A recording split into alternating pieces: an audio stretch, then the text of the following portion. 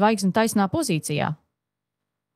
Ja zvaigznes kārts izkrīt taisnā pozīcijā, jaunais gads būs piepildīts ar cerību, iedvesmu un pozitīvu attīstību. Tas būs kā spīdošs bāksignāls, kas vedīs tevi cauri visām situācijām, liekot noticēt, ka viss ir iespējams. Šis ir gads, kurā vari piepildīt savus sapņus, ja vien būsi gatava tiem ticēt un darboties, lai tos sasniegtu. Attiecībās šī kārts nozīmē harmoniju un atjaunotu saikni. Ja esi attiecībās, tas var būt laiks, kad atgūstat līdzsvaru un satuvināties vēl vairāk. Kopīgi mērķi un sapņi jūs varētu vienot kā nekad agrāk.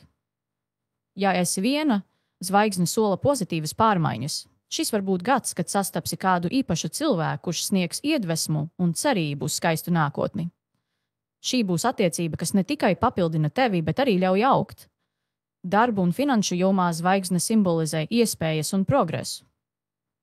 Šis ir gads, kad tavi ilgtermiņa plāni sāks nest augļus.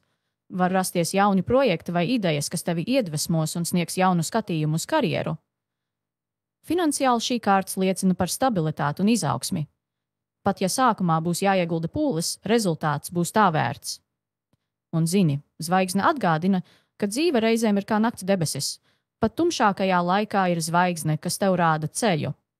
Tāpēc šogad skaties uz priekšu, nebaidies sapņot un atceries, ka cerība vienmēr ir tavs sabiedrotais. Zvaigzne apgrieztā pozīcijā. Kad zvaigznes kārts izkrīt apgrieztā pozīcijā, jaunais gads var būt kā ceļojums, kurā reizēm zūd cerība vai skaidrība par nākotni. Tas norāda uz brīžiem, kad tu vari sajust apjukumu vai vilšanos, bet arī uz nepieciešamību atgriezties pie saviem sapņiem un vērtībām. Attiecībās šī kārts var liecināt par izkliedētu enerģiju vai cerību zudumu. Ja esi attiecībās, iespējams tev vai partnerim būs jāstrādā pie tā, lai atjaunotu savstarpējo saikni un atkal noticētu jūsu kopīgajai nākotnei.